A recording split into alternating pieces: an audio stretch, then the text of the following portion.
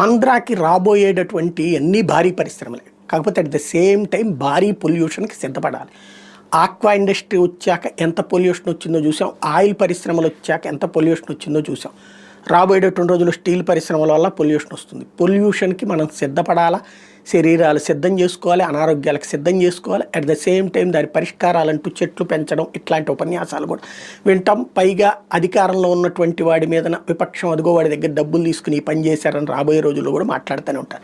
వీళ్ళందరూ పారిశ్రామికవేత్తలకి బానిసలు, భారతదేశానికి సంబంధించినటువంటి ఇష్యూస్ అవన్నీ పక్కన పెడితే భారీ పెట్టుబడి అయితే ఆంధ్రప్రదేశ్కి రాబోతుంది. 95,000 కోట్ల రూపాయల పెట్టుబడి రాబోతుంది. BPCL refinery, green field refinery అంటే చుట్టూ పచ్చటి పొలాలు ఉంటాయి, చుట్టూ పచ్చటి ఆకులు ఉంటాయి, పచ్చటి చెట్లు ఉంటాయి. ఆ మధ్యలో ఈ ఆయిల్ని శుద్ధి చేస్తారు. మరి శుద్ధి చేసిన తర్వాత వచ్చే వ్యర్థాలను ఎక్కడికి వేస్తారు? అది భూమిలోకి వేస్తారా, సముద్రంలోకి వేస్తారా? విశాఖపట్నం నుంచి శ్రీకాకుళం